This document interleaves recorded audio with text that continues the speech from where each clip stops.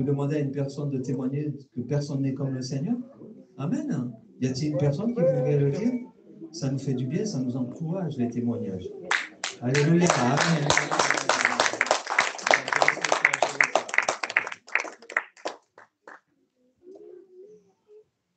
Bonjour les frères et sœurs, Jésus-Christ. Me voilà cette nuit.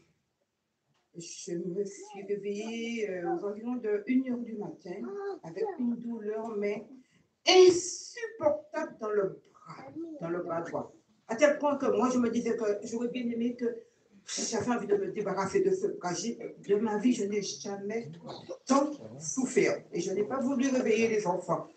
Et ce que j'ai fait, je me suis mise là et j'ai appelé Dieu. Je lui ai dit que je suis ton enfant. J'ai dit que Jésus-Christ de Nazareth s'est déjà chargé de toutes nos maladies, de toutes nos souffrances, de toutes nos infirmités, et que c'est par ces meurtrissures que nous sommes guéris. Et j'ai prié, j'ai crié au Seigneur.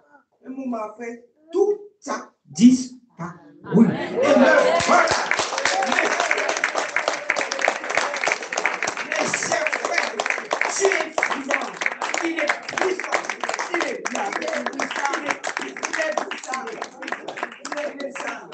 Appelez-le lorsque vous avez des problèmes.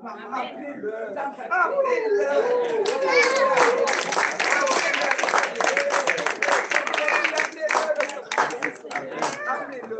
Mes chers frères, bonsoir et bonsoir. Bon, excusez-moi, vous avez vu que je suis venu, ça ne donne pas. Quand on commence là, je vois comment ma chorale dit je veux partir.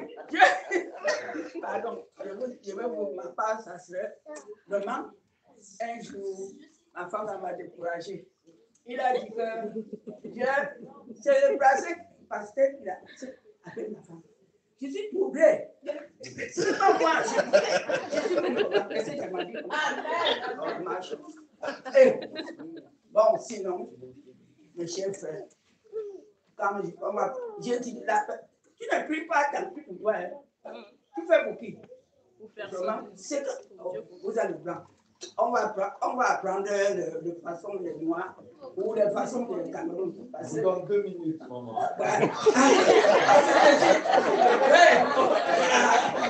Bon, je suis content de vous voir aujourd'hui.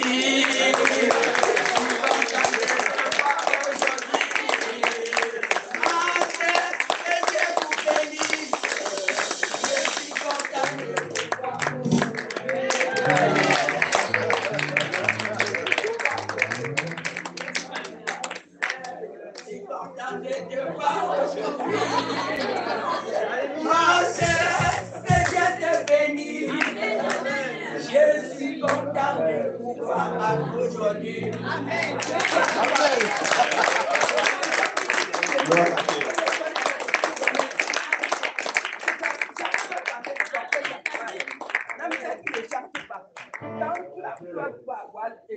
Pour la gloire.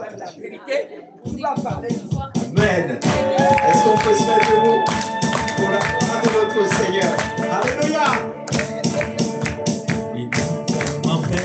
Comme Jésus, il n'y a vraiment personne comme Jésus, il n'y a vraiment personne comme Jésus, il n'y a vraiment personne comme lui. J'ai cherché personne, j'ai fouillé, personne, j'ai fouillé. Il n'y a vraiment personne comme lui. On vous sent pas ce matin? C'est un peu timide là. Il n'y a vraiment personne comme Jésus. Il n'y a vraiment personne comme lui. Alors j'ai cherché, personne. J'ai fouillé, personne. J'ai tourné. Il n'y a vraiment personne comme lui.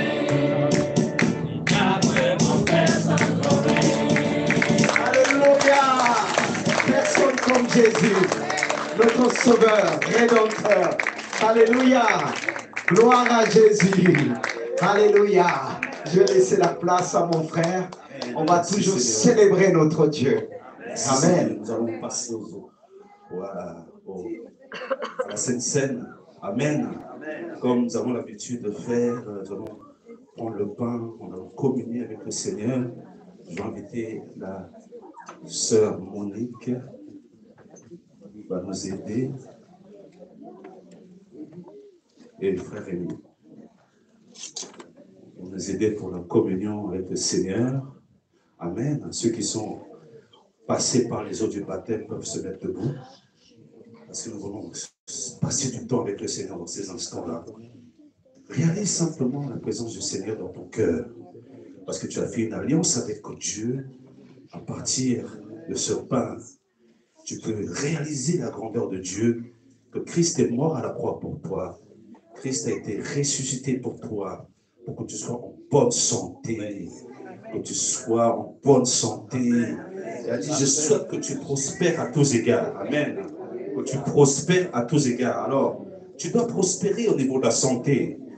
Moralement, tu dois prospérer. Tu dois prospérer dans tous les domaines. Amen.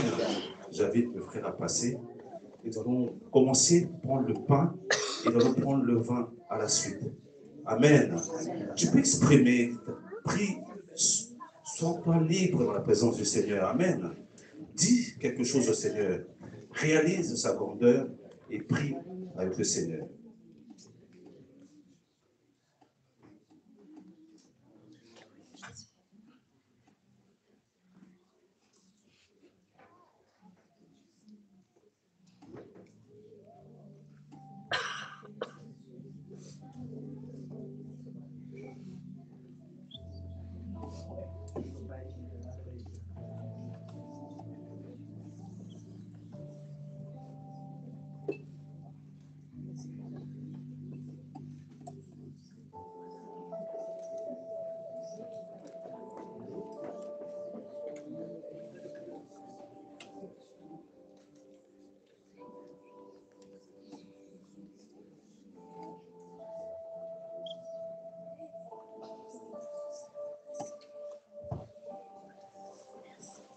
Merci Seigneur pour ta grâce. Merci pour ton amour, oh Dieu de grâce. Nous te reconnaissons comme Seigneur. Nous voulons, oh Dieu, renouveler pour certains notre alliance avec toi, oh Dieu. Nous voulons te plaire, oh Dieu. Nous voulons expérimenter une nouvelle foi. Oh Seigneur, nous ne voulons pas vivre dans la routine avec toi. Pas dans la routine avec toi, Seigneur. Mais expérimenter des nouvelles choses avec toi, Seigneur. C'est toi qui nous as accepté le premier. Alors que le monde rejette, Seigneur. Lorsque ça ne ressemble pas, on rejette. Lorsqu'on ne s'accommode pas, on rejette, Seigneur. On méprise. Parce que, mais c'est toi qui acceptes. Dans ton amour, tu nous as acceptés. Tu ne nous as pas jugés, oh Dieu. À l'apparence, en tout cas. Mais tu nous as acceptés. Nous te bénissons pour ta présence, pour ce pain. Car tu as dit ce pain est une bonne nourriture. Et cette boisson est un bon breuvage pour nous sanctifier, pour nous purifier, pour nous renouveler dans ta présence et pour nous guérir. Je te bénis, Seigneur, ce matin, pour ce que tu es, pour ce que tu vas faire. Amen. Gloire au Seigneur.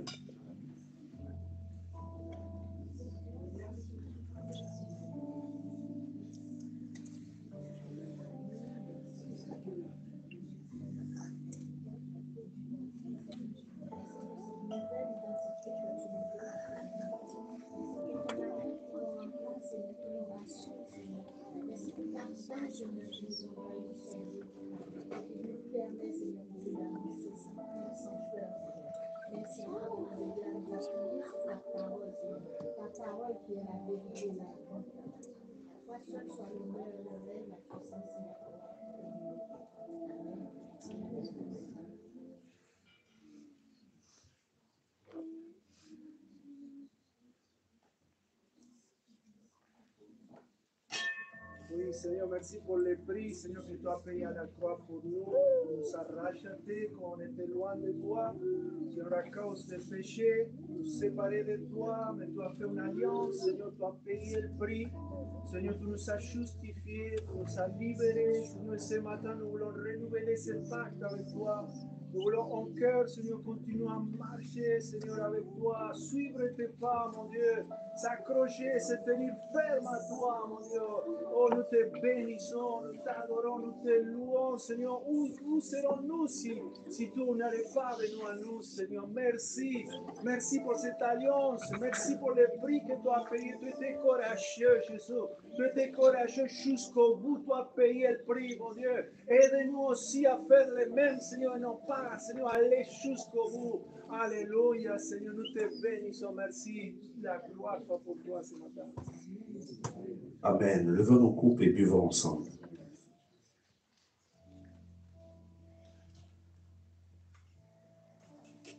Merci Seigneur. Te bénissons, Jésus.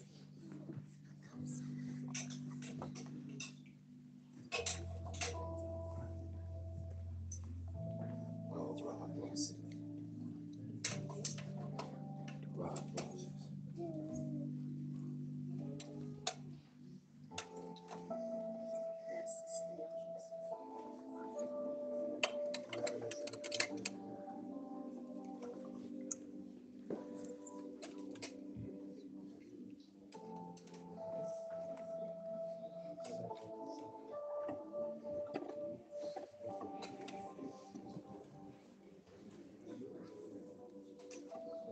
Ce matin encore, Seigneur, nous ne pouvons que rendre gloire à ton nom pour ce que tu es, ce que tu fais.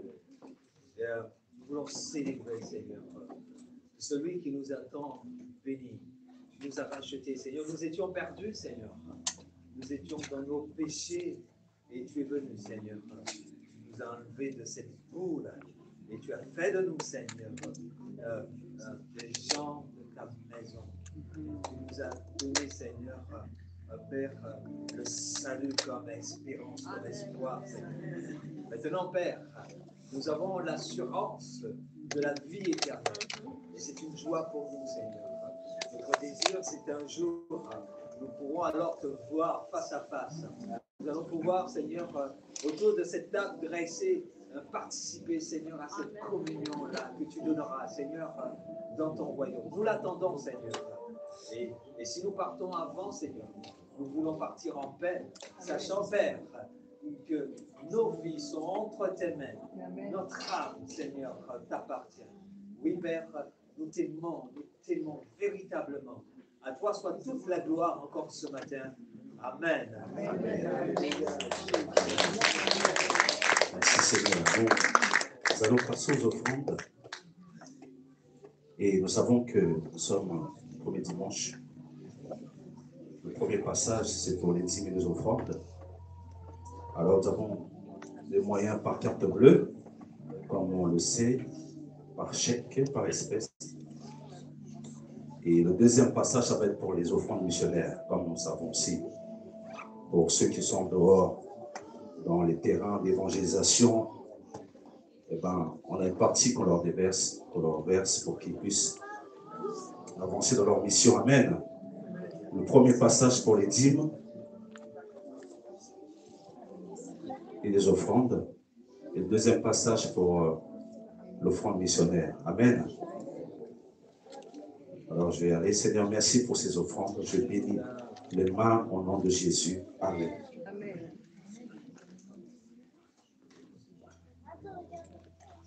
Il faut donner à quoi un autre témoin. Quand je venais, je n'arrive pas. Quand il y a fait le nom de Dieu, mon peuple.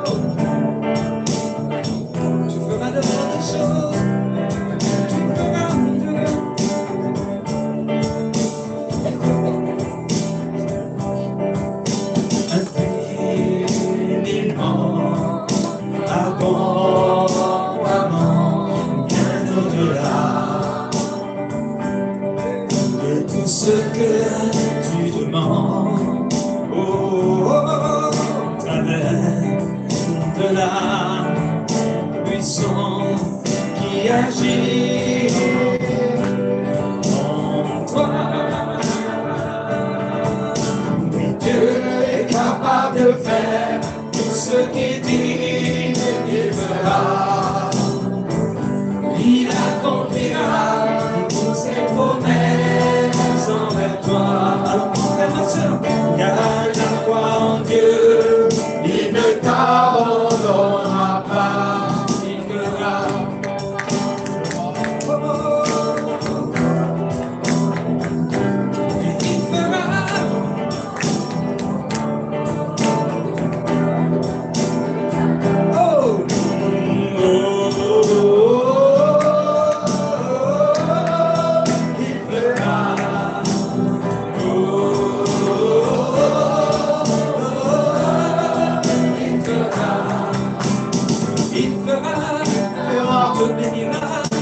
Si tu crois, aie confiance, il fera ce que ton cœur désire. Alors aie la foi, il fera aussi, il fera avec foi. Si tu crois, tout est pour toi, tout est avec toi, il sera contre toi, il te bénira. Tu es tout avec foi, il fera, il fera. Ce que tu désires, tout ce qui est dans son plan, il fera, oui, il te bénira. Alléluia, amen.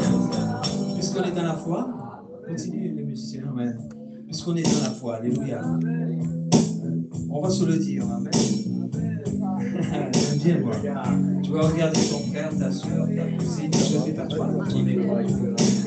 Et tu lui diras dans les yeux, il fera. Il fera, alléluia, écoutez ce que tu dis. Crois avec foi, alléluia, crois avec foi, pense, visualise ce que Dieu peut faire dans ta vie, alléluia. On y va. Qu'il n'y ait personne qui reste seul, hein, on lui dit que personne ne reste seul, qu'il y ait quelqu'un qui encourage une personne, amen, et après on laisse la personne. Il fera, te bénira, te donnera ce que ton cœur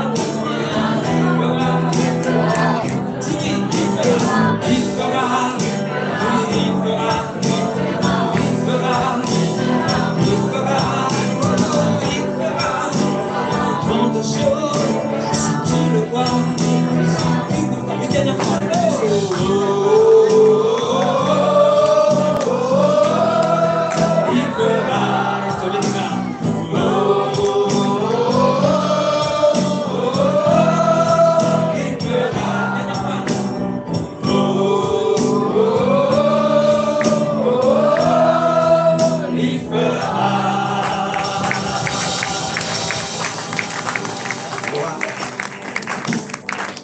Gloire à Dieu.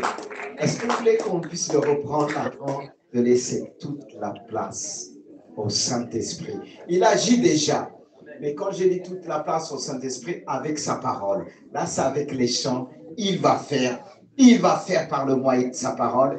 Il va faire à travers aussi son serviteur. À lui seul sont toutes les mains. Est-ce qu'on peut le reprendre? Vous êtes toujours avec nous? Amen. Vous voulez le reprendre debout? Amen. Pour ceux qui le peuvent, je sais qu'on le peut tous se mettre debout. Si ce n'est pas le cas, Dieu peut te guérir en même temps. Parce qu'il va faire. Il va faire au-delà de ce que tu penses, que tu espères. En Jésus-Christ, il peut que faire au-delà de nos pensées. Alléluia, il fera pour toi. C'est ton jour. C'est ta saison. Il fera pour ta famille.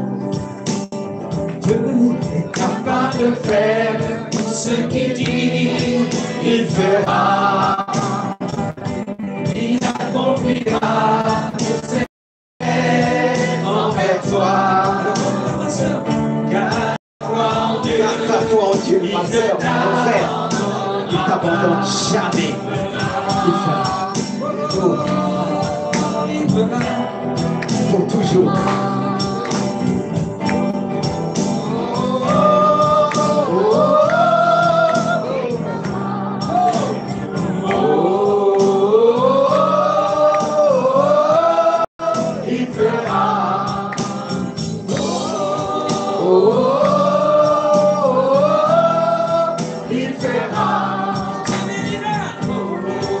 Oh,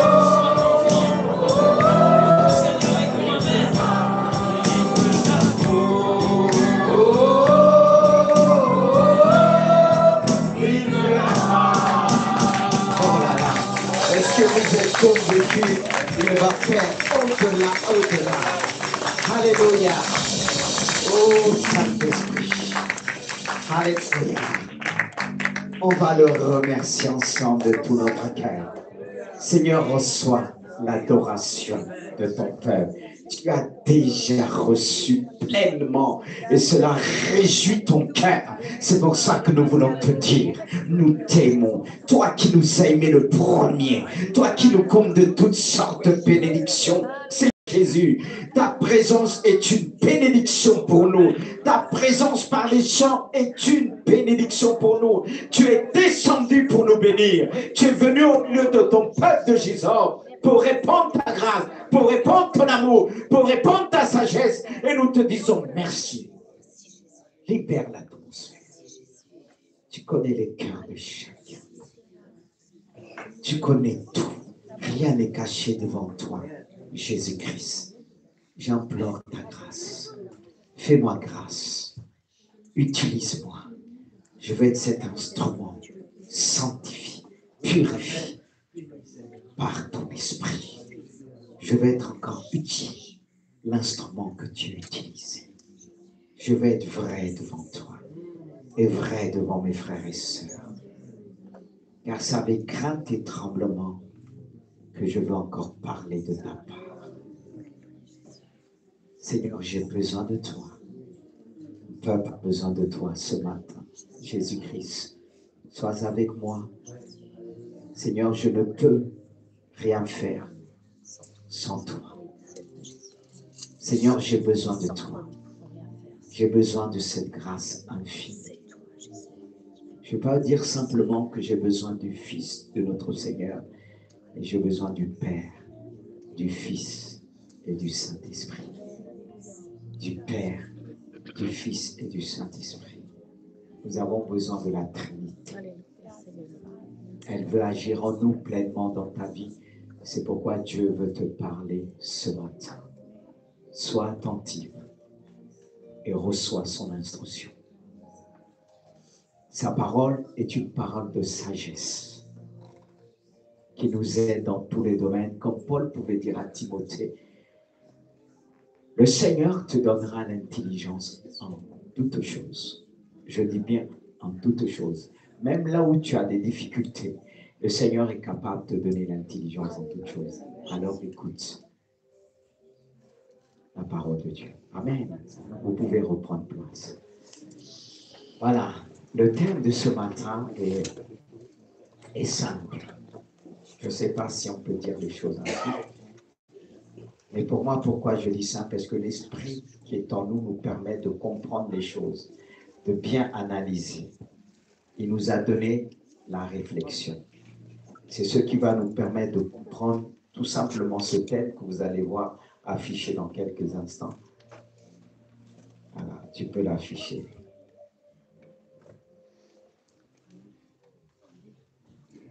Le discernement naturel et spirituel. Voilà. C'est vrai qu'on parle de discernement, on demande, on prie, on peut s'imaginer des tas de choses. Et le Seigneur veut toujours nous ramener dans la simplicité, de discerner naturellement. Et c'est ce qui va nous permettre de faire spirituellement les choses. Est-ce que vous suivez? Le discernement naturel, c'est vrai qu'on parle du discernement des esprits. Et on se focalise plus vers le discernement des esprits. Mais avant d'aller plus loin, il faut apprendre à discerner naturellement, simplement. Comme disent les jeunes, sans se prendre la tête, sans être trop spirituel. Discerner naturellement, simplement. Et on peut encore se poser des questions. Déjà, bon, pour ceux qui se posent des questions, déjà, comment discerner spirituellement? Mais nous allons voir d'abord comment discerner naturellement. Hein? Comment discerner naturellement? On va dire, mais comment je peux avoir ce discernement naturel? Il est en nous. Il est en nous, mais il peut s'éteindre aussi. Comment il peut s'éteindre? Ça encore Nous allons le voir ensemble. À travers les Écritures, mes frères et sœurs. Car bien avant à voir à travers les Écritures, ce que les Écritures nous disent à ce sujet, car il faut savoir le discernement naturel. J'ai noté et la perception qui découle de nos facultés d'observation, de réflexion, d'intelligence et du bon sens. N'est-ce pas? Dieu nous a donné cette faculté d'observer. Nous observons tous. Et le fait que nous observons quelqu'un, une chose, ça nous permet de discerner. Et pour une chose, ça peut nous permettre de discerner la couleur, la taille, la forme de la chose. Vous savez, quand on s'approche, il y a une image qui peut se présenter de loin et de près. Mais pour mieux voir cette image, on doit s'approcher de l'image pour mieux observer. C'est vrai que si on se tient à distance, on va moins voir. Mais pour discerner la forme ou la couleur, j'ai besoin de m'approcher de la chose. Et si je continue à rester, à prendre de distance, en observant la chose, en reculant, j'ai de moins en moins observé. Et ça va me diminuer aussi en ce qui concerne ma réflexion par rapport à la chose. C'est pareil pour Dieu. Pour le connaître, il faut s'approcher. Plus je m'approche de lui, plus je vais discerner. Je vais apprendre à le connaître. Mais pourquoi nous avons du mal à discerner, même au sein de l'Église? Parce que chacun, quand on arrive, je comprends, il y a ça. Pour d'autres, ils ont des enfants, ils se mettent derrière. Mais plus je vais m'approcher, je vais me mettre devant, je vais sentir les choses différemment. Même à l'école. Ceux qui se mettent derrière, ne peuvent pas avoir le même sens de réflexion avec ceux qui sont devant. C'est ça ou pas ça? Hein? Toi, tu sais bien, c'est vrai. Pourquoi tu es devant aujourd'hui? Tu sais pourquoi? Voilà. Plus on s'éloigne. Moi, quand j'étais à l'école, bon, on a tous fait ça parfois derrière, mais quand j'avais envie d'apprendre, je faisais tout pour me retrouver devant. Quand on a soif, on est devant. Les disciples de Jésus, est-ce qu'ils étaient derrière? Ils étaient derrière? Ils étaient avec lui, devant avec lui. Et ils ont appris à discerner. Amen. Alors, nous l'avons, mais elle peut s'éteindre selon la soif de chacun. Oui. Parce que moi déjà, je porte des lunettes. Alors si je me mets derrière, je vais déformer l'image. Et quand je vais raconter ce que j'ai vu, je vais le déformer. C'est vrai. Pourquoi nous déformons les choses? C'est par rapport à comment on l'a vu. Et ce que tu vas raconter, l'autre va dire, non, c'est pas comme ça. Non, on était là. Mais tu étais là, tu étais derrière. Et à un moment, tu es sorti à cause de ton téléphone. Oui. C'est tout ça qui nous permet de discerner. Tout le discernement naturel. Parce que de fois qu'on parle de discernement, on pense que les chaises vont bouger, on va voir des esprits. Lui, il voit des esprits. Non. Mais même les esprits, si tu es loin là, tu vas voir quoi? Si tu n'es pas proche de Jésus, tu vas comprendre quoi? Vous voyez, quand on parle des choses spirituelles, il faut commencer par la simplicité des choses. Pas tout de suite, nous on va tout de suite à l'essentiel spirituel. On dit, ouais, c'est comme ça. Calme. Il faut commencer tout doucement. C'est comme ça on apprend. Ceux qui veulent aller vite là, à un moment ils vont voir des obstacles, ils vont se cogner, boum, ils vont revenir.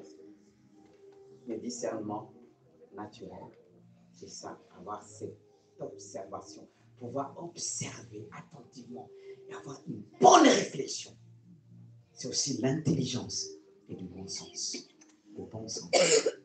C'est pourquoi il est dit, regardez ce que la Bible nous dit. Moi, la sagesse. J'ai pour demeure le discernement. Je possède la science de la réflexion. La connaissance, l'ensemble des connaissances, la réflexion. Ça commence par là. Mais toi, tu vas avoir le discernement des esprits sans avoir la réflexion. Parce que si Dieu te montre comment tu vas agir, comment tu vas réfléchir, parce que Dieu peut te montrer les esprits diaboliques, il se peut que tu vas croire que c'est Dieu. Tu n'as pas une bonne réflexion. Mais Dieu veut réactiver ce bon sens-là, ce discernement naturel qui va te permettre d'avoir le reste. Amen. Est-ce que vous suivez?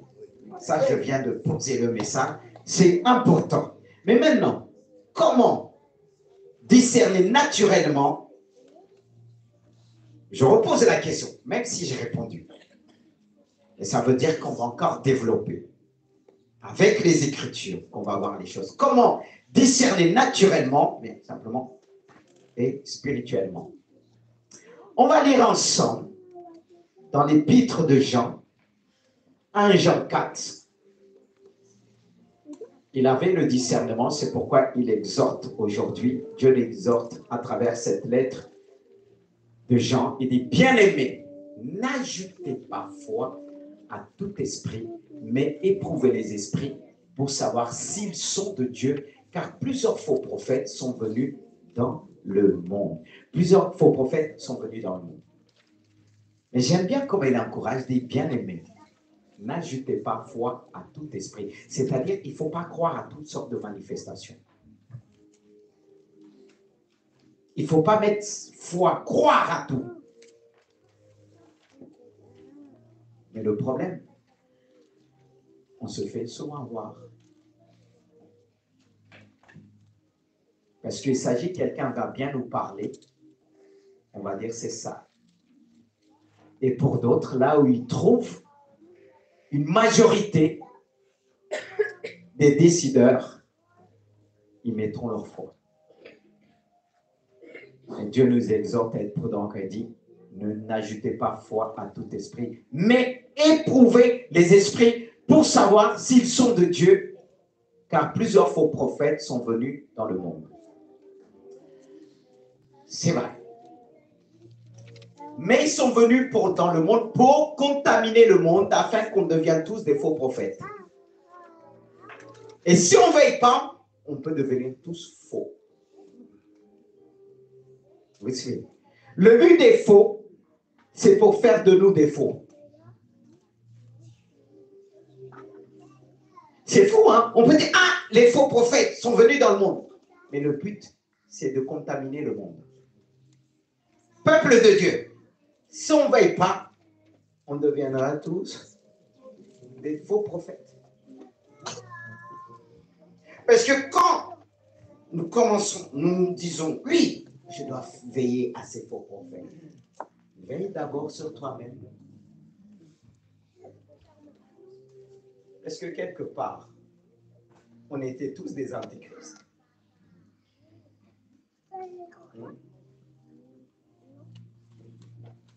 On était tous des antichrists. Non? Quelqu'un va me dire non, moi pas non. Hein? Que Dieu puisse nous aider.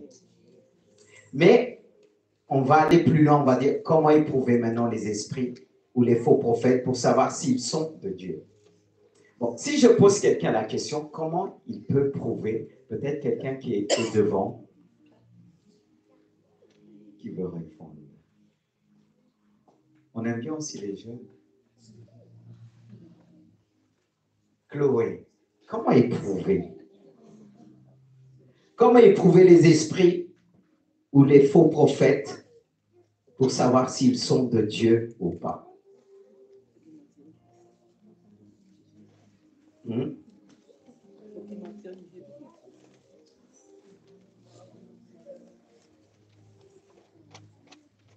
Comment? Éprouver veut dire vérifier. Comment on peut éprouver?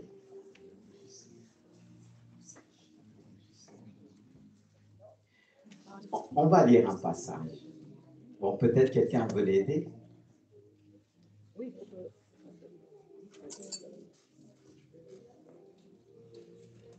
Ah, c'est le silence. Non, mais il faut que... Mais on est appelé à éprouver les esprits ou les faux prophètes pour savoir s'ils sont de Dieu. Parce que si on ne sait pas les éprouver, vérifier, le but, c'est de faire de nous des faux prophètes. Si tu n'arrives pas à l'éprouver, tu risques d'être embarqué.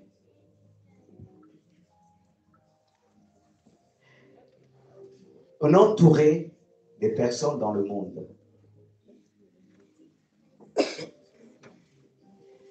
Et beaucoup ne connaissent pas le Seigneur. Et le but, c'est de nous embarquer dans leur affaire. Certes, vous allez dire, ils sont gentils, mais attention. Les faux sont tellement gentils parce qu'il y a une partie de vérité. Mais nous allons lire ce passage, peut-être qu'on va mieux répondre à travers ce passage. C'est dans 1 Jean qu'a dit, reconnaissez, peut-être je vais demander quelqu'un de le lire, peut-être une sœur. Rosemary, est-ce que tu peux lire dans 1 Jean 4, à partir du verset 2 jusqu'au verset 4, 6.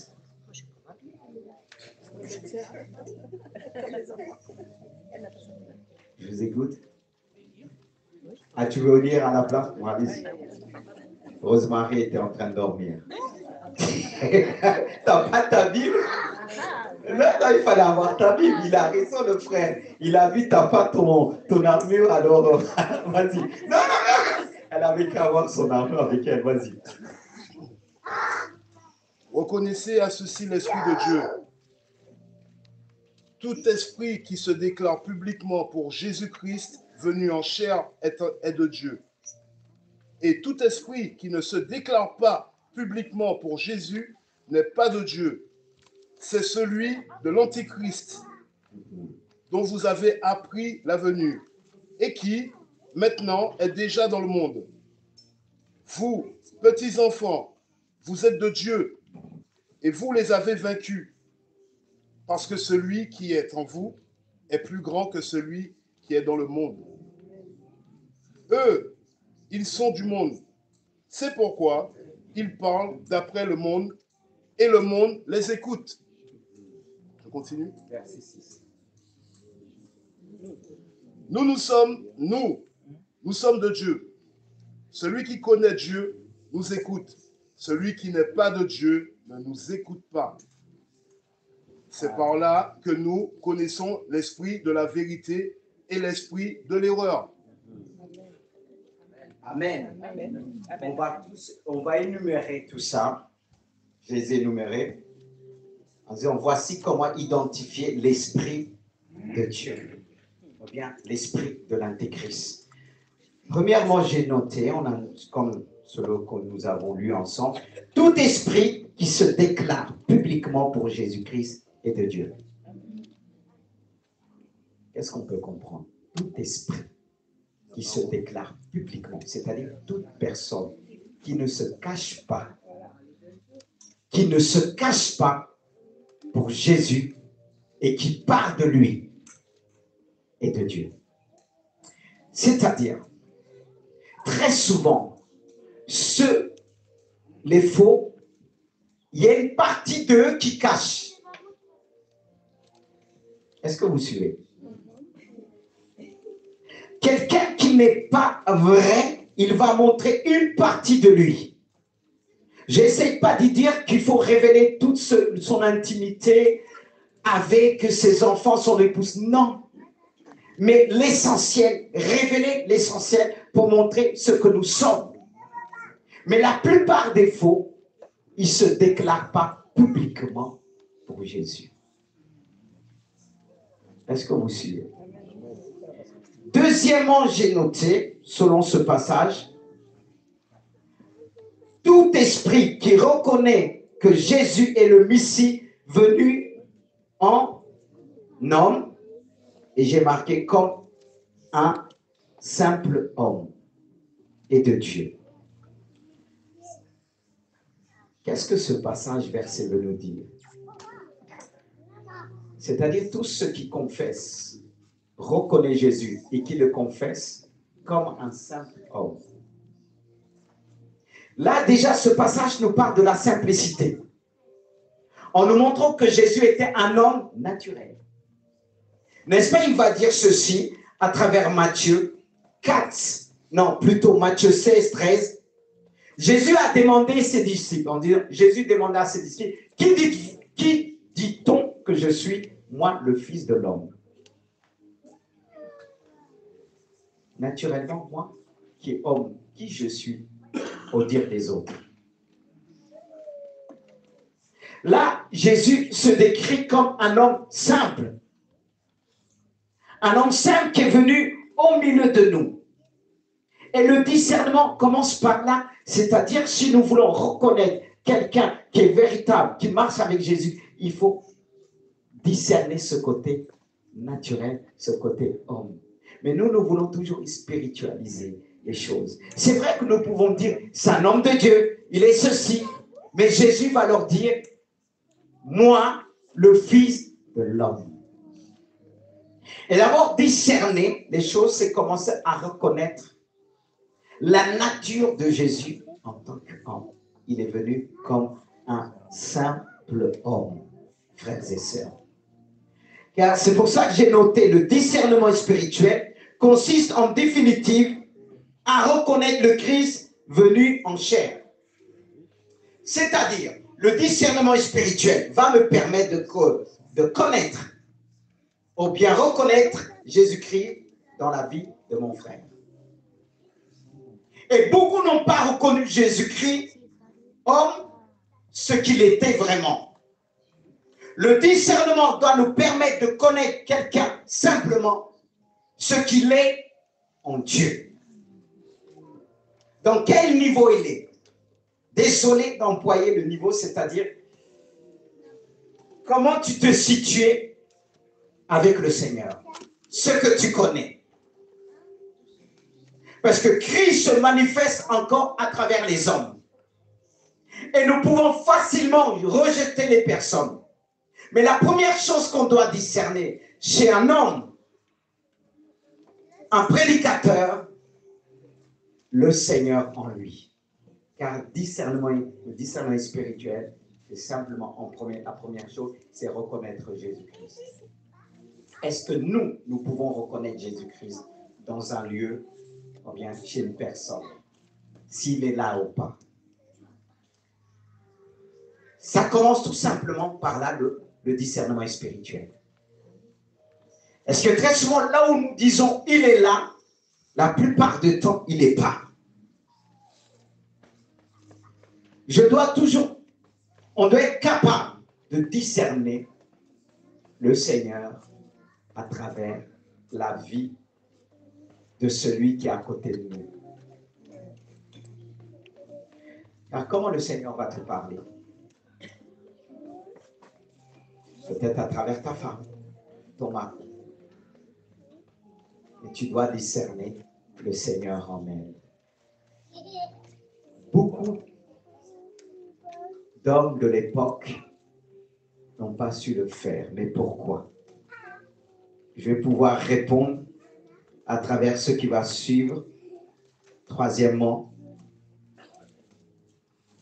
si un esprit ne reconnaît pas que Jésus est le Messie, venu en homme naturel, et qui ne se déclare pas publiquement pour Jésus-Christ, n'est pas de Dieu, c'est l'esprit de l'Antéchrist.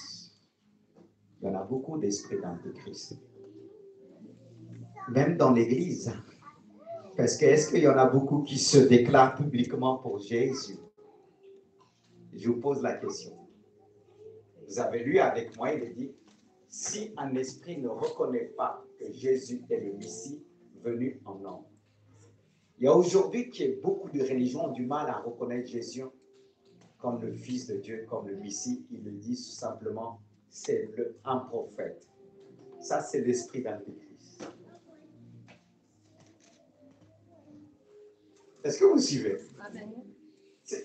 On ne se pose pas ces questions-là en disant, selon ce passage, alors si je comprends bien, tous ceux qui ne reconnaissent pas Jésus, le Messie venu en homme naturel, et qui ne se déclarent pas publiquement pour Jésus-Christ, il n'est pas de Dieu, c'est l'esprit de l'Antéchrist. Est-ce que tous se déclarent publiquement, déclarent leur foi publiquement pour Jésus-Christ? Je vous pose la question. Oui. Mais est-ce que tous, vraiment? Soyons honnêtes. Se déclarer publiquement veut dire que je ne me cache pas. Je ne cache pas ma foi. Mais soyons honnêtes. Beaucoup de jeunes, pas simplement les jeunes, selon le milieu là où ils se trouvent, ils travaillent, la plupart cachent. Se révèlent pas publiquement. Ça veut dire quoi? Je ne suis pas loin de devenir un antéchrist.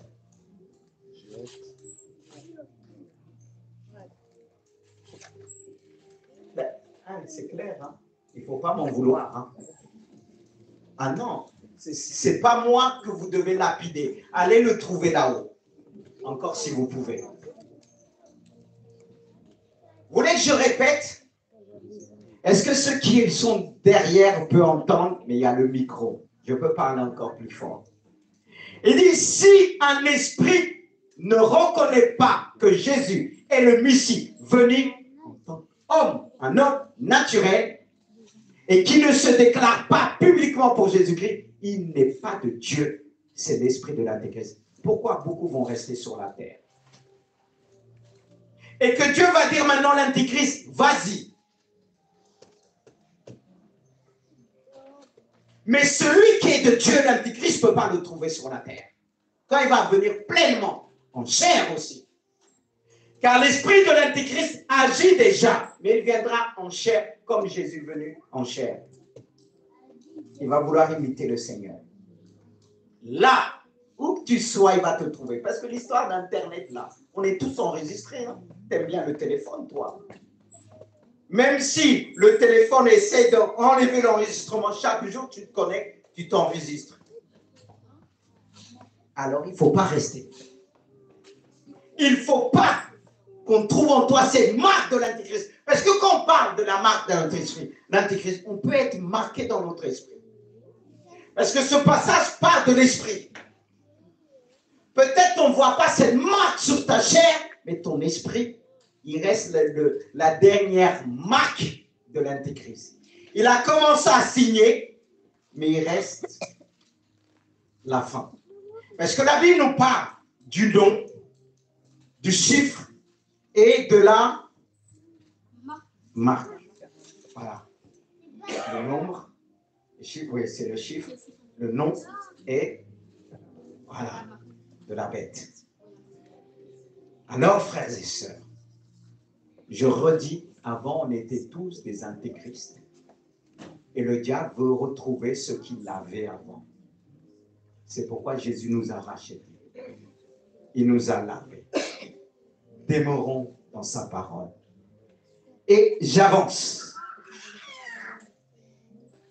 On est là. Comment identifier l'esprit de Dieu ou bien l'esprit d'Antéchrist? Il dit, vous, petits enfants, vous êtes de Dieu et vous avez vaincu ces prétendus prophètes. Parce que celui qui est en vous est plus grand que celui qui est dans le monde. Et on prendra l'exemple de David. On a la réponse là. Un enfant, qu'est-ce qu'il fait? Un enfant ne se cache pas. Il se révèle facilement. Regardez quand on était petit, on se révélait facilement devant les parents. Et plus on grandit, on se cache. C'est pareil à la conversion. Quand on était avec le Seigneur, on a vu des personnes, ils étaient tellement simples, naturels. Et au fur et à mesure qu'ils rencontraient d'autres personnes, bien ou mal, ils se renfermaient. C'est pour ça qu'on dit à un enfant qui vient de venir, il dit, il est mignon. Et parfois, plus qu'il grandit, le côté mignon disparaît. Il y en a qui deviennent comme des lions pour te dévorer. Mais nous, c'est comment? Il y a des personnes qu'on a connues quand ils s'étaient convertis. Ce n'est pas qu'on faisait d'eux ce qu'on voulait. Non. Ils étaient naturels. Bien. il se révélait publiquement. C'était vraiment l'esprit de Christ. Mais plus il grandissait. Je sais tout. Il n'y avait plus le côté petit enfant. Ce côté d'humilité. Il n'y a plus. C'est pourquoi il dit que celui qui est en Christ se révèle publiquement. C'est-à-dire, il a un cœur d'enfant. Et pour qu'on peut identifier, discerner, parfois les faux, il veut savoir de tout le monde et il se cache. Mais est-ce qu'un enfant, même quand il fait quelque chose de mal, est-ce qu'il peut cacher même? Mais plus qu'il grandit, il va savoir dissimuler les choses. Et les enfants chrétiens d'aujourd'hui, je parle des enfants, nous. C'est là qu'il faut demander le discernement. Parce qu'il y en a un, quand il te dit, j'ai pas fait. Dieu dit, si, je me rappelle une année. On partait dans une maison. C'était pour faire, il y avait des manifestations et on priait. Et à un moment, j'ai écouté Dieu. J'ai dit à la femme, écoute bien. Elle nous a fatigués. Priez pour moi, priez pour moi, priez pour moi, pour ces. J'ai dit, madame, qu'est-ce que les marabouts t'ont dit? Elle m'a dit, oh non, rien. Heureusement, Dieu se révèle à ses serviteurs. J'ai dit, madame, regarde-moi bien. Qu'est-ce que ton marabout t'a dit? Il t'a dit de ne dire à personne ce qu'il t'a donné. Ah non, jamais. Sa fille qui était à côté, elle a dit, si, maman. Mais vous voyez, les gens se cachent. Ils deviennent des intégristes. Je parle de l'Église. Parce que si tu caches, Dieu sait humilier les gens. Il va montrer même à un enfant ce que tu fais. Et là, tu veux te dire, tu te révèles publiquement devant Dieu et dis non, tous ceux qui font ça, c'est des intégristes. Et il y en a beaucoup dans l'Église. Hein? Oh. Qu'est-ce que je dis de grave? Écoute.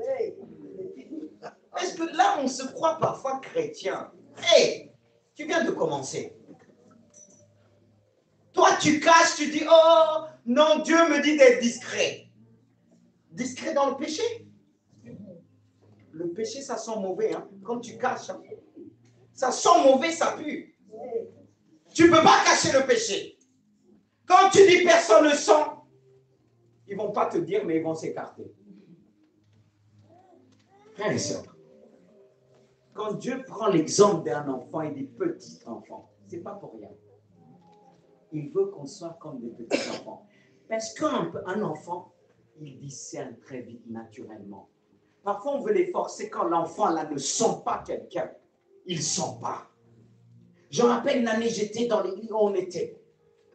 Le plus grand, on était en réunion. D'un coup, il a crié. Et quand je suis sorti, j'ai compris pourquoi il a crié. Il y avait un monsieur qui allait dans toutes les églises, c'était un faux. Et quand la personne est venue, il a juste crié. Les enfants ressentent. C'est-à-dire, si tu gardes cette simplicité, tu vas ressentir les choses facilement. Tu n'auras pas besoin de pousser. Parce que quand tu étais enfant, tu ressentais les choses. Mais qu'en est-il aujourd'hui? Pourquoi tu ne ressens plus? Parce que tu es plus simple. Tu n'as plus cette simplicité de l'enfant. C'est pour ça qu'il est important de partager avec les enfants. Dès lors qu'on commence, oh, c'est un enfant, on commence à mépriser les enfants, c'est qu'il y a un problème. C'est qu'il y a un problème. Moi, j'apprends beaucoup avec les enfants. Avec les miens aussi. Voilà pourquoi j'aime discuter avec les enfants. Quand ils disent, ah, ils ne sont pas, je dis, répète. Pourquoi? Tout ça, vous allez dire, mais moi, je vais écouter. Parce que j'apprends. C'est pas qu'on va vouloir s'éteindre avec toutes les choses qu'on apprend à connaître, qu'on grandit, on va à gauche, à droite. On perd cette simplicité. C'est pourquoi Dieu veut nous ramener en arrière. Nous, on veut dire, donne-moi, reviens en arrière. dans cette simplicité et tu verras. Si tu es simple, tu sais pourquoi tu vas capter les choses. Un faux prophète ne peut pas être simple. C'est un problème. Nicodème a dit à Jésus, comment je peux aller dans le sein de ma mère et ressortir encore? Il ne pouvait pas comprendre. Jésus a dit, si tu veux comprendre, il faut que vous naissiez de nouveau. Il faut que tu reviennes enfant. Il faut que tu redémarres. Il faut une nouvelle naissance. Toi qui dis, au début de ta conversion, tu ressentais les choses. Oui, parce que tu étais simple. C'est pas que Dieu t'a enlevé, parce que cette simplicité, tu l'as perdue. Toi qui trompais les autres, tu as peur qu'on te trompe aujourd'hui. Et tu l'as fait. Et tu n'as plus de simplicité, tu n'es plus comme un petit enfant. Prenez l'exemple de Jésus. Pourquoi Jésus a pris un enfant dans Matthieu 18 pour parler à ses disciples? J'ai noté. Il dit, alors Jésus appela un petit enfant, le plaça au milieu des disciples. Il dit, vraiment, je vous l'assure, si vous ne changez pas d'attitude et ne devenez pas comme le petit enfant, vous n'entrez pas dans le royaume des cieux. C'est clair. Si on ne prend pas l'attitude, je ne parle pas des caprices de l'enfant, mais de la simplicité des enfants. Qu'est-ce qui va nous permettre de discerner, d'être enlevé? On va discerner par le temps, le jour, c'est-à-dire dans le monde dans lequel nous vivons. Ça va nous permettre de discerner naturellement que le Seigneur est à la porte. Mais s'il n'y a plus cette simplicité, on ne va pas pouvoir discerner. Et beaucoup rateront l'enlèvement de Jésus-Christ. Parce qu'il est dit bien, si on n'a pas cette attitude d'un petit enfant, on n'en rentrera pas dans le royaume des cieux. Est-ce que c'est clair? Amen. C'est pourquoi Jésus va prendre l'exemple d'un enfant pour parler à ses disciples qui voulaient la plus belle place. Alors, est-ce qu'un enfant va chercher prendre la première place devant les adultes? Aujourd'hui, on court pour certains pour des postes. Je suis ceci, je suis le prophète, je suis le docteur. On a besoin de dire, Jésus a dit, qui dites-vous que je suis moi, le Fils de l'homme? Il n'a pas dit, qui dites-vous que je suis moi, l'apôtre, le prophète, le ceci? Il a dit, moi, le Fils de l'homme. Quelle simplicité. Et là aussi, je parle à mes confrères qui s'appuient sur le titre. Appelez-moi ceci. Certes, on peut reconnaître facilement. Quand on appelle quelqu'un, c'est-à-dire on reconnaît l'autorité que Dieu l'a dit. Mais je ne dois pas prendre de faire cette autorité pour écraser les autres, pour forcer les autres. Parce que Dieu aussi nous donne la sagesse. Il nous emmène à faire comprendre les autres qu'on utilise plus pasteur parce que ça passe partout. Mais quand quelqu'un, pour certains, se fait appeler apôtre, ça veut dire qu'il est plus grand qu'un pasteur. Ou plus grand qu'un prophète. Ce n'est pas ce que Dieu a dit. Ces ministères se complètent. Mais celui qui a un corps d'enfant, il ne va pas se prendre la tête. Un petit enfant ne va pas courir dans tous les sens. Il court, oui, naturellement. Mais chercher les postes, quand tu lui parles même d'apôtre, tu lui parles de ministre, il va dire c'est quoi ça? Frères et sœurs, la simplicité, c'est quelque chose. Les faux prophètes, là, ils ne peuvent pas connaître. Il y en a qui font style ils sont humbles. Mais ils ne pourront pas cacher longtemps leur vraie nature. Parce qu'un enfant, tu vois toujours en lui un enfant. C'est pourquoi beaucoup butent aussi. Mais si on a ce cœur naturel, est-ce que tu vas buter? Et là, maintenant, on peut parler de David. Pourquoi Dieu a appelé David l'homme selon mon cœur? Mais quand on voit David, il a fait des choses horribles. Mais c'est-à-dire David, il était enfant. Naturellement, il a grandi. Et il était aussi enfant et spirituel. Et il a grandi. Mais David, Quand on voit le début, comment il a grandi, il était avec les moutons. C'était le dernier. Il était là, il jouait comme un enfant. Simple comme un enfant. Même quand il va combattre Goliath, se présenter devant Saül, Saül va lui donner des habits de grand. Saül a dit, cet enfant, qu'est-ce qu'il va faire? Mais il était simple, même dans le combat. Saül a essayé de donner de ses affaires, son épée. David ne pouvait pas marcher. Il fallait qu'il reste simple pour gagner ce combat. Qu'est-ce qu'il a pris? Il a pris quelques pierres, comme les jeux de pierre. Et le fait que Goliath a vu un enfant, il a baissé la garde. On baisse la garde facilement devant les enfants, ceux qui ont un trait d'enfant. Mais celui qui était en lui était plus grand, comme nous dit ce passage. Vous l'avez vaincu, car celui qui est en vous est plus grand que celui qui est dans le monde. David paraissait petit, enfant, mais Dieu était en lui pleinement. Si tu veux que Dieu agisse pleinement en toi, tu dois avoir cette attitude d'enfant, c'est-à-dire être humble. Être humble, comme nous dit ce passage. Je vais plus loin. Dans Matthieu, il dit, c'est pourquoi quiconque se rendra humble comme ce petit enfant sera le plus grand dans le royaume des cieux. Vous avez entendu? C'est dans Matthieu 18, verset 4. C'est bien ça?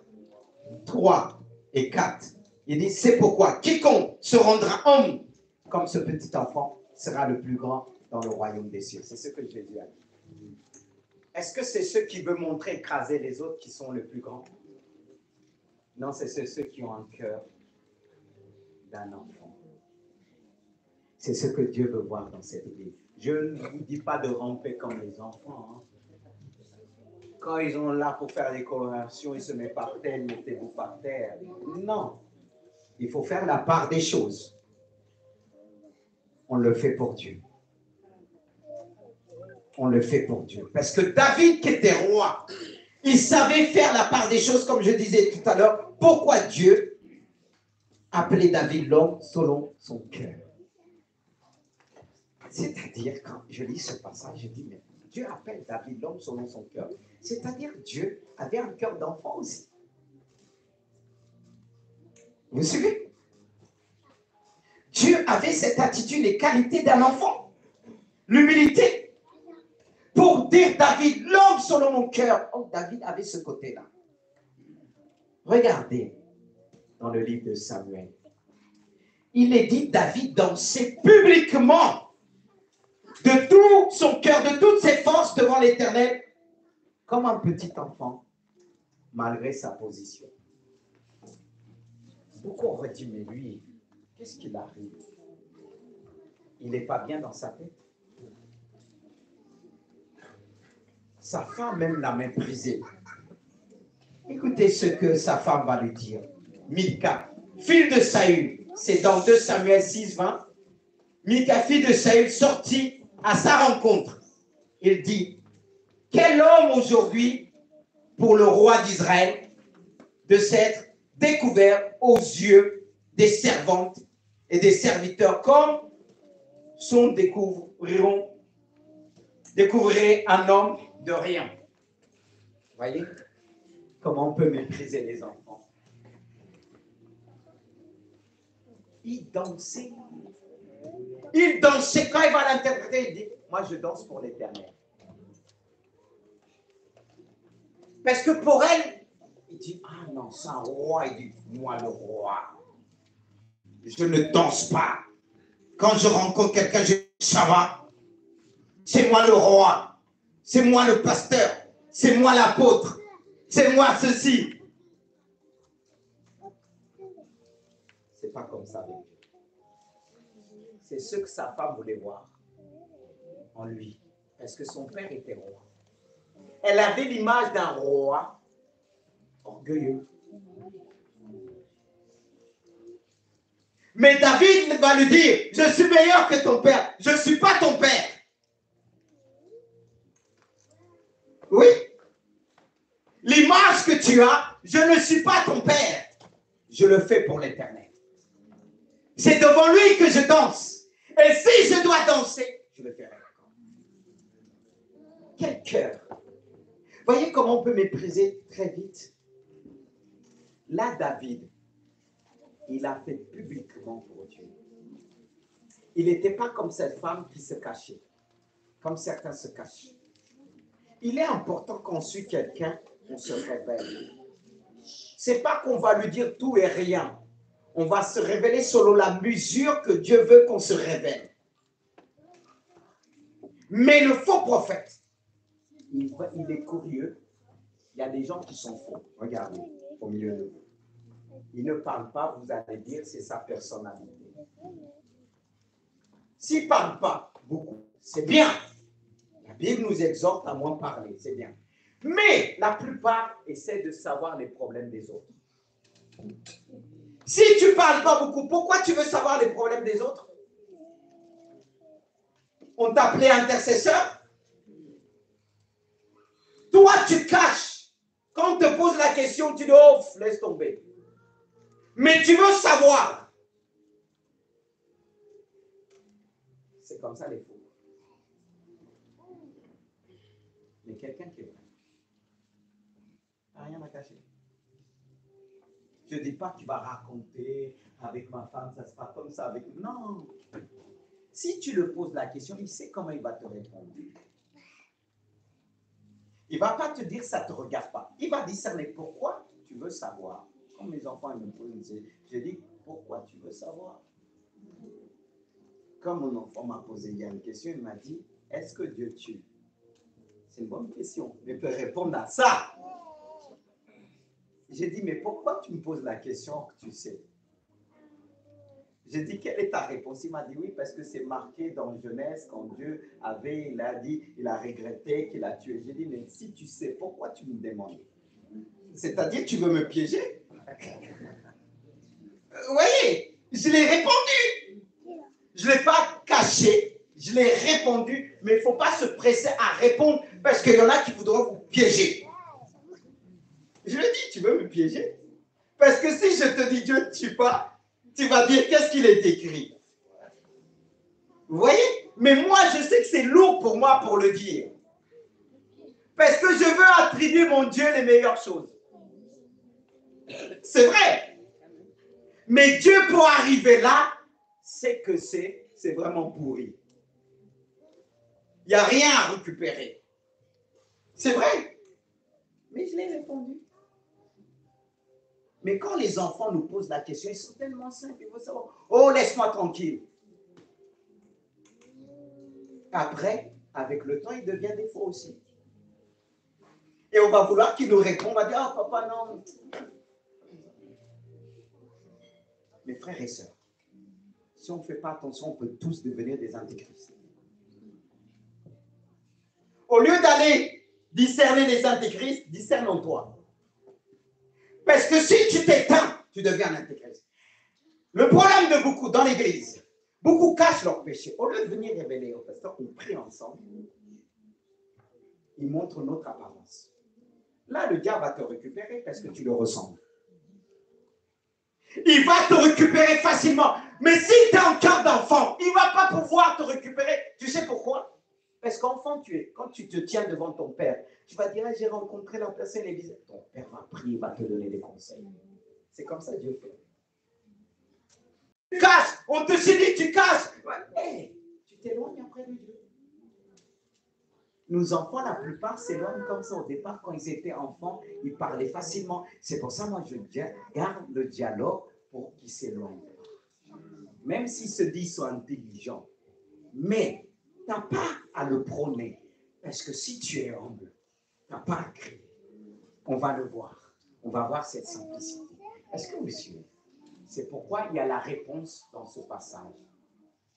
L'une des clés qui nous permet de discerner, c'est pour ça qu'il dit, petits enfants, vous l'avez vaincu à travers votre attitude, votre humilité. N'est-ce pas que Dieu dit, revêtez-vous d'humilité.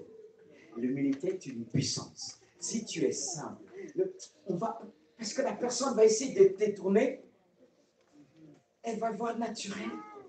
Elle va dire, laisse tomber, tu dors. Or, tu ne dors pas. Parce qu'elle veut te mettre dedans. C'est pourquoi recherchons cette attitude. C'est ce que Dieu veut pour son Église. Et j'avance. Presque fini. J'ai tout dit sur David. Ah, c'est merveilleux pour David. Et troisièmement, il parle d'après le monde et le monde les écoute. Ça veut dire quoi? Il parle selon les principes du monde, la convoitise de la chair et la convoitise des yeux et l'orgueil de la vie. C'est pas normal qu'on soit tellement attaché à la terre, aux choses de ce monde. C'est que là aussi, on n'est pas loin de l'Antéchrist. Est-ce qu'entre nous, on parle beaucoup du royaume, du ciel? Parce que regardez, c'est vrai que Dieu nous a donné des biens, maisons et autres. Mais quand on entend certaines personnes, ils sont tellement attachés. Je me rappelle cette femme que, là où j'étais avant, je m'occupais de la jeunesse, je ne voyais plus son garçon, je l'ai déjà dit une fois. Et on s'est croisés dans le train, à l'époque je travaillais à Paris. J'ai dit, mais ça fait longtemps que je n'ai pas vu ton garçon, qu'est-ce qui se passe? Ah oui, mon petit garçon, je m'inquiétais pour lui parce que je ne le voyais pas, il n'avait pas petite copine, mais maintenant il est occupé, il a une petite copine. Je n'ai pas pu lui répondre. Ce n'est pas que je n'avais pas de réponse, mais deux fois, je vais dire, mais je n'ai pas de réponse. Parce que, non, elle s'enquête pour ça, pour savoir si c'est un homme ou pas, qu'il a une petite copine, au lieu de s'inquiéter pour son salut avec Dieu. Mais on dit, mais il y en a beaucoup, c'est comme ça se passe. Dès lors que sa fille ou son fils rencontre quelqu'un, même s'il ne vient plus à l'église, ah Seigneur, j'ai prié pour ça, tu l'as donné, mais cependant, il ne vient plus à l'église. Il ne vient plus à l'église, et toi, tu es content. Parce que tu vas avoir une petite fille. Et si ta petite fille, elle vient dans le monde, toi, tu es enlevé et sur la terre, tu vas dire quoi à Dieu? Tu vas dire, ah, j'étais content, laisse-lui là-bas sur la terre. Il a le temps de se convertir. Et franchement, c'est la folie. Pour beaucoup, ils ne sont pas loin de l'Antéchrist. Parce que ça, ce n'est pas les pensées de Dieu. C'est les pensées de l'Antéchrist. Qu'est-ce que Jésus a dit à Pierre? Arrière de moi, Satan. Parce que les pensées que tu as là ne sont pas les pensées de Dieu. Vous suivez? Qu'est-ce qui est plus important? C'est reconnaître Jésus en tant que Messie. Le discernement commence par là. C'est là qu'on doit veiller. Parce que si on commence à avoir envie tellement, c'est bien d'avoir envie, mais la convoitise veut dire envie, avoir envie sur des choses que Dieu a interdites. Et le diable utilise beaucoup la convoitise pour nous faire tomber, abandonner Dieu. Parce que lui, il veut nous donner sa marque. Il veut nous donner vraiment son nom. Et aussi le chiffre de la bête. Ça commence en premier, en esprit, émotionnellement, ensuite la suite, tout notre être entier.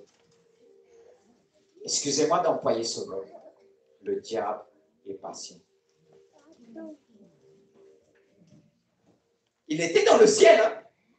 Hein? Il t'observe. Et s'il voit quelque chose qui le ressemble, il dit, coucou, je suis là. Tu m'as appelé. C'est comme ça qu'on ouvre les portes. Et c'est comme ça qu'on peut reconnaître beaucoup des faux. Et même des chrétiens qui peuvent devenir faux, ils parlent comme le monde. Ils disent des gros mots comme le monde. Je parle aux jeunes aussi. Parce qu'il y a beaucoup de jeunes, ils pensent qu'ils viennent à l'église. Tu dis des gros mots, tu parles mal. Le diable, il est grossier. Tu le ressembles. Tu dois changer. Ça, c'est l'esprit de l'Antéchrist. Ah oui, Nous, enfants, il faut le dire, beaucoup ressemblent à l'Antéchrist. Je vois, il y en a qui ont du mal à dire Amen, mais moi, je sais que vous n'allez pas dire Amen, je comprends. C'est quoi pour vous l'Antéchrist? C'est tout ce qui n'est pas de Dieu. C'est tout ce qui ne glorifie pas Dieu. Pourquoi on peut dire le diable a une armée? Il a une armée même dans l'église. Mais tu ne vaincras pas. Ah non! Non, il a une armée dans l'église. Il envoie des faux. Il dit, allez-y. Des faux prophètes, des faux docteurs, des faux pasteurs, des faux chrétiens. Oui, il n'y a pas que des faux pasteurs, il y a beaucoup de faux chrétiens. Un pasteur, c'est un chrétien. Mais bon, on peut devenir faux. Si on ne veille pas, rien n'est acquis sur la terre. Est-ce qu'on est d'accord? Si tu ne veilles pas là, les bonnes choses que tu as faites, et on va croire vite fait, on va te croire parce qu'on a eu l'habitude de t'entendre dire la vérité. Et quand tu bascules, c'est pourquoi il dit, celui qui annonce l'évangile sera jugé plus sévèrement. À cause de ça, c'est là qu'on doit dire, Seigneur, aide-moi. Seigneur, tu m'as béni. Mais je dois faire comme celui qui ne possède pas. Il dit, c'est pour ça qu'il dit que celui qui possède soit comme il ne possède pas. Si tu as des biens, garde ce cœur d'enfant. Reste dans la simplicité. C'est ce que Dieu cherche. Jésus, c'était l'homme le plus riche, le plus beau. Mais la Bible a dit, il n'avait ni éclat ni beauté pour attirer les regards. Et il dit, qui a reconnu les bras de l'Éternel?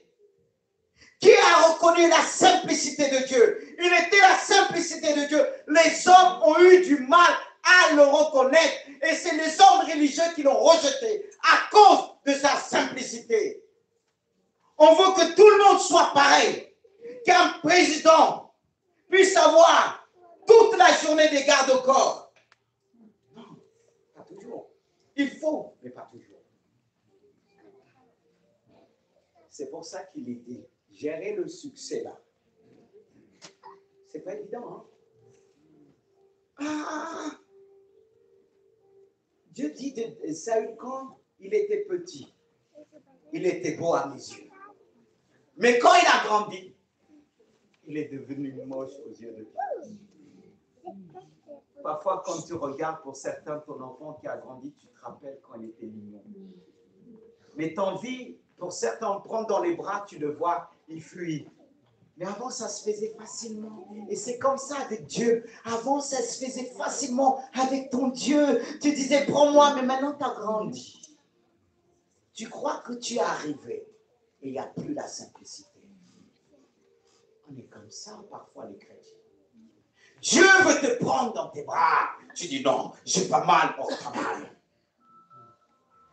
Tu es en train de mourir en toi. Mais non. Il faut se réveiller. C'est le même David dit, tant que je me suis tué, mes os se consumaient en moi. Et si tu as ce cœur d'enfant, parce que quand tu vois ton enfant pleurer la main, tu viens, ta main, tu les soignes toujours. Mais voilà que tu grandis, tu dis, t'as pas mal, et tu souffres. Parce qu'il n'y a plus ce cœur d'enfant. Et le diable dit, tiens bon, t'as pas mal, t'es un homme, waouh. Tu es en train de mourir. Beaucoup aujourd'hui, les chrétiens disent, ah non, non, non, moi je ne dis pas mon problème. Mais est-ce qu'il faut dire ça à un homme? Or que Dieu dit, décharge-toi. Il te dit, décharge-toi, et toi, tu continues à porter. Même quand on marche, on voit comment tu boites. Et tu dis, tu es fort. Mais un enfant, à peine, il a mal, il décharge. Comme le mien, quand un des petits gens m'arrivait à l'escalier et disait, papa, je suis fatigué, porte-moi. Moi, je disais aussi, je suis fatigué. Je me suis mis en enfant comme lui. Il m'a dit, porte-moi. Moi, je dis, porte-moi aussi. Voilà. Parce qu'il dit, ah, je te porte, essaie de me porter. Il a fini par rigoler, il est monté. Là, il n'a pas pu m'avoir parce que je me suis fait enfant. Ça c'est un bon système, c'est ça. Quand un faux prophète essaie de t'avoir, il voit que tu es enfant, il va dire, qu'est-ce que je vais profiter de lui? Il va te laisser. C'est pourquoi il dit, qui est enfant? Celui qui t'avait vu le plus grand. Parce que tu vas terrasser le faux prophète comme Goliath, comme David a terrassé Goliath. Il a vu un enfant, il dit, hey! Il a insulté, il dit, mais vous m'avez envoyé un enfant? Quand il a vu le beau visage mignon de David, des yeux au fond, il a dit, les Israélites, là, ils ont perdu la tête.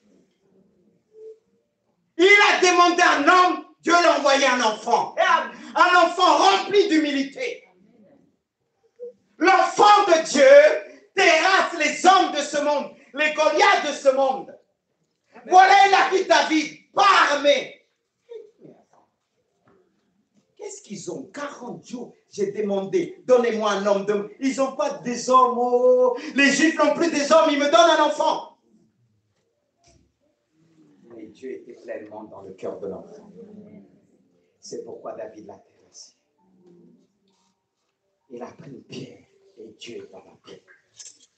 Dieu l'a conduit.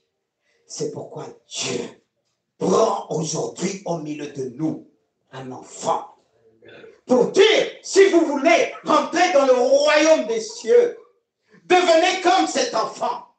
Si vous voulez être agréable à mes yeux, soyez comme cet enfant. Si vous voulez être utile, des instruments utiles et maniables entre mes mains, soyez comme cet enfant.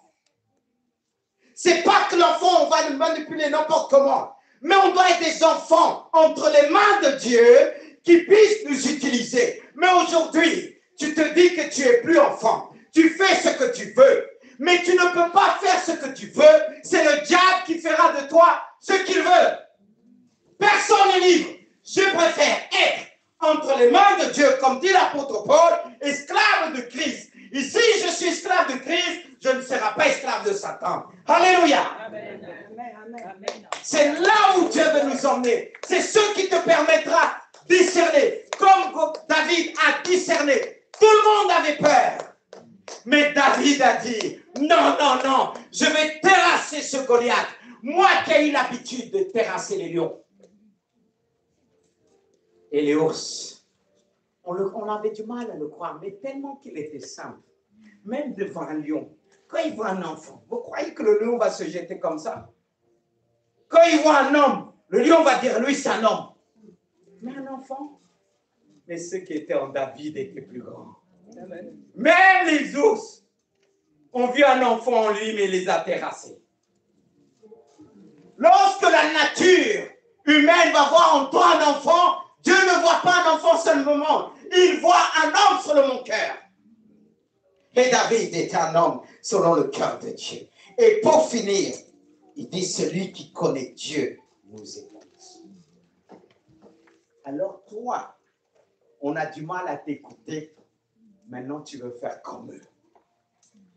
Pour qu'on puisse t'écouter, qu'on puisse te regarder. Tu veux qu'on te regarde, jeune homme, jeune fille. Tu veux que les autres te regardent, tu commences à faire t'habiller comme eux. Tu commences à parler comme eux, pour montrer que tu existes. Tu existes dans le péché. Et je vais continuer encore. Celui qui connaît Dieu nous écoute.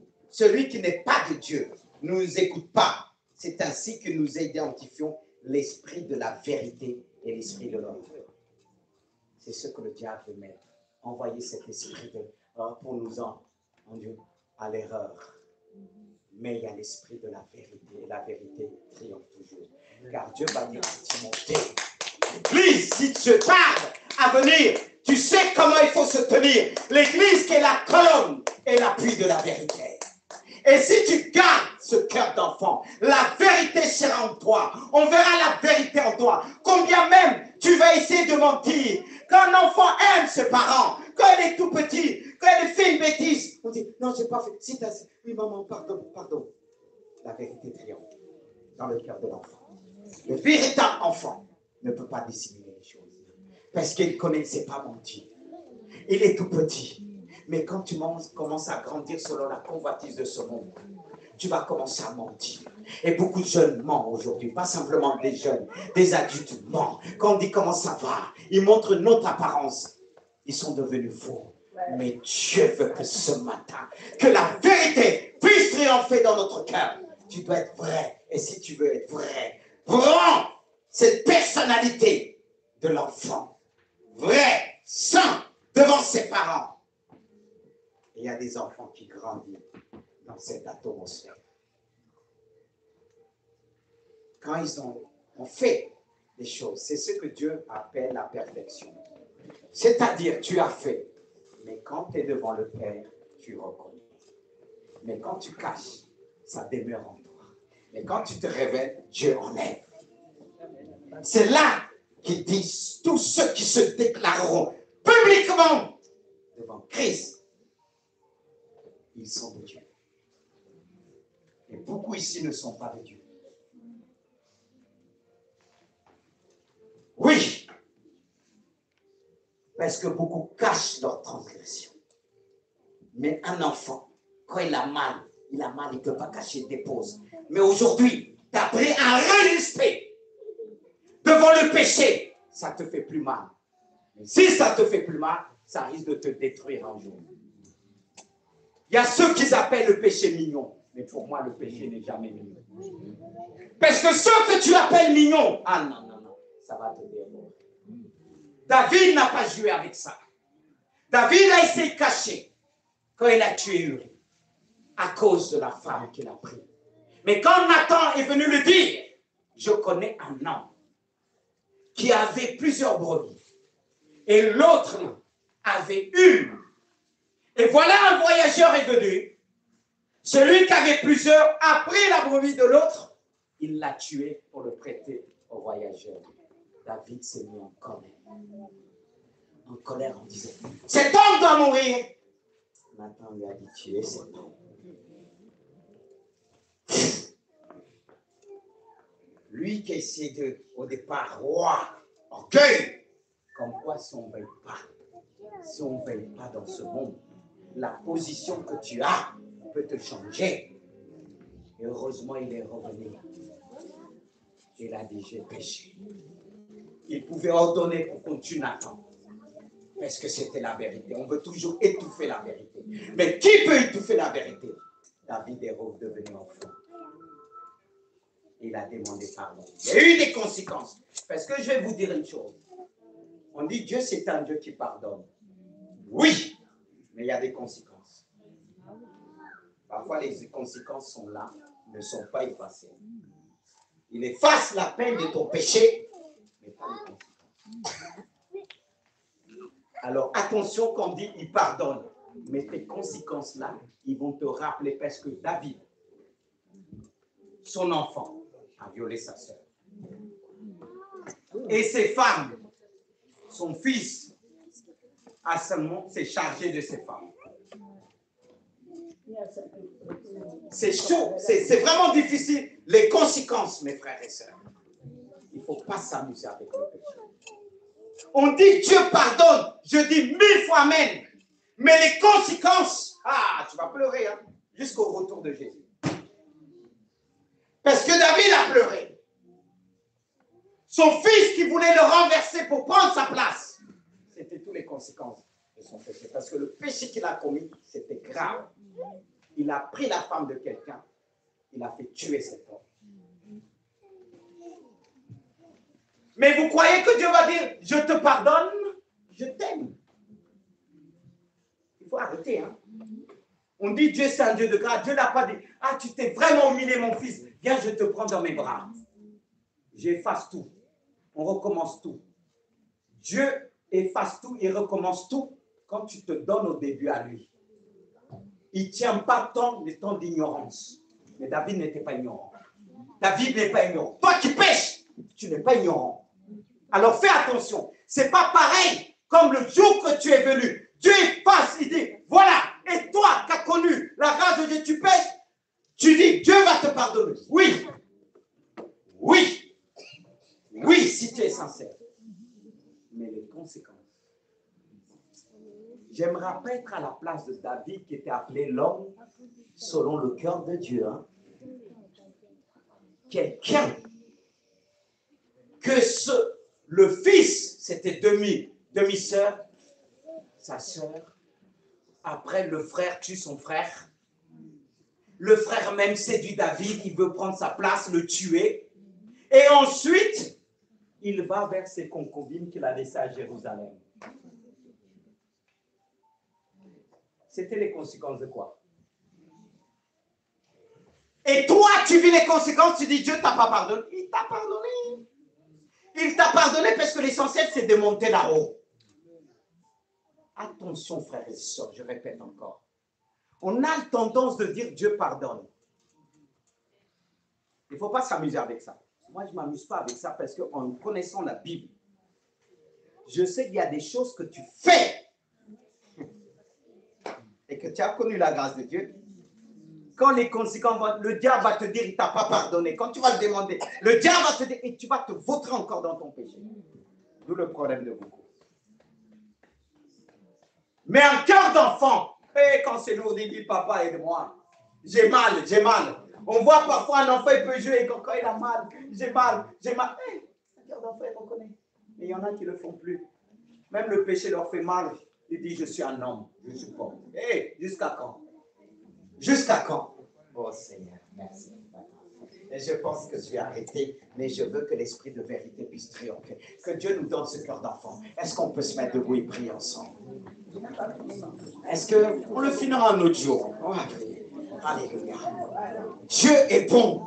Dieu est bon. Est-ce que vous croyez nous parle? Demandez à Dieu. Mettez votre orgueil à côté. Mettez votre orgueil quand vous arrivez. Souriez un petit peu dans la présence comme un enfant. Un regard qui attire. Un regard qui donne envie de garder ce cœur. Je prie pour ton église. Donne-nous ce cœur que David avait au début. Il a failli perdre. David a failli perdre ce cœur. Et tu ne voulais pas perdre David. Quand David avait péché, père, c'était comme un deuil dans le ciel. Quand tu vois tes enfants pécher, persévérer dans le péché, Seigneur, tu pleures là-haut. Tu verses des larmes pour tes enfants. Tu leur dis, mon enfant, reviens, je t'aime. Tu leur dis, mes enfants, reviens. Revenez à moi. Je vous ai préparé une place dans le ciel. Alors garde ton peuple. Comme toutes sortes de péchés dans toutes ces formes. Seigneur, nous ne voulons pas nous laisser séduire par le péché de ce monde. Nous voulons garder notre cœur. Ce cœur que nous avons reçu au départ. Ce cœur d'enfant. Ce cœur qui capitule devant toi. Seigneur, apprends-nous à capituler devant toi. C'est pourquoi je te prie pour ton peuple, tes enfants. Je dirais même, nous qui sommes tes petits-enfants. Je ne vais pas dire enfants, mais je vais utiliser peut-être pour moi, c'est vraiment qualificatif petit. Nous avons l'habitude d'être grands. C'est vrai, nous sommes grands en toi. Comment on pourrait être grand en toi? C'est lorsqu'on se greffe en toi. On se greffe dans ce qui est grand. Ce qui est petit rentre dans ce qui est grand. Et c'est toi qui es grand. Et je te bénis, Seigneur. Tu as placé ce matin ce petit enfant en nous disant, celui qui veut rentrer dans le royaume de Dieu doit avoir l'attitude de cet enfant. L'humilité de cet enfant, simplicité de cet enfant, c'est ce qui nous permettra de discerner. Comme David pouvait discerner, il était tout petit, beau à tes yeux. Mais quand il a grandi, quand il est devenu roi, l'orgueil est venu dans son cœur. Voilà l'enfant qui était petit. Voilà l'enfant que tout le monde aimait. Voilà l'enfant qui pouvait toucher le cœur des adultes. Emmener la réconciliation dans le foyer. Il y a des enfants qui apportent la réconciliation par leur douceur, par leur amour. Ils tiennent quelque part nos parents dans le bon sens. Quand tu vois ton enfant, tu as envie de partir, mais le fait que tu vois ton enfant, ça te garde. Ça te ramène dans l'humilité. Toi qui voulais tout balancer, Dieu veut te dire, il a mis l'amour dans le cœur de ton enfant, que tu puisses redevenir comme ton enfant. Et là, tu pourras toucher le cœur de celui que tu dis qu'il est dur. Un enfant, l'amour d'un enfant devant un dur, qui le parle bien, qui le parle avec l'amour naturel, peut que refroidir celui qui était venu avec des pensées pour détruire. C'est pourquoi Dieu veut nous donner ce cœur. Est-ce que tu veux recevoir ce cœur? Lève la main vers le ciel. Mets une main vers ton cœur, ta poitrine, et lève la main vers le ciel et dis, Seigneur, donne-moi son cœur. Je ne veux pas rater. Je ne veux pas rater l'enlèvement. Je ne veux pas rater.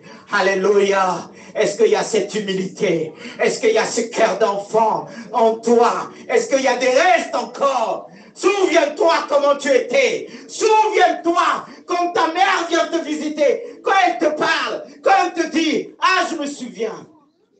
Quand tu étais bébé, tout le monde venait vers toi. C'est ta maman qui te dit, quand tu étais bébé, tu étais tellement mignon, mais toi, tu t'interroges pas. Tu te dis pas, mais aujourd'hui, personne vient vers moi, parce que quand on te regarde, tout le monde a envie de fuir. Mais cependant, quand tu étais un bébé, quand tu étais petit à tes yeux, les gens voyaient, même quand tu pleurais, ça touchait les autres. Parce qu'ils voyaient la simplicité. Ils voyaient cette nature que tu avais reçue. C'est pourquoi je prie Dieu pour l'église de Gisors. Je prie Dieu pour l'église de Gisors. Je prie pour les parents. Prends le temps à parler avec tes enfants. Ça va te rappeler des bons moments de ta vie. Ça va te garder. La voix de ton enfant va te permettre de rester dans l'humilité. Ne rejette pas tes enfants. Ne rejette pas tes petits-enfants en disant, ils cassent la tête, ils fatiguent. Oh, est-ce que toi, tu n'as jamais fatigué? Oh, Ria Santos. Seigneur, merci pour le Saint-Esprit qui agit ce matin dans le cœur. Je sens que le Saint-Esprit qui vous a parlé. Je sens que le Saint-Esprit est en train de briser l'orgueil. Je sens que le Saint-Esprit est en train de te faire réfléchir. Il te donne la réflexion. Il te donne le discernement naturel, l'intelligence et la réflexion. Parle à ton enfant. Aujourd'hui, la distance qui se fait avec ton enfant, c'est l'orgueil. Mais est-ce que tu sais s'humilier? Est-ce que tu sais se rabaisser? Est-ce que tu sais se rabaisser? Aujourd'hui, beaucoup ont perdu la relation avec leurs enfants à cause de l'orgueil. C'est vrai qu'il grandit. Mais s'il grandit, il doit avoir en toi cet esprit d'un enfant.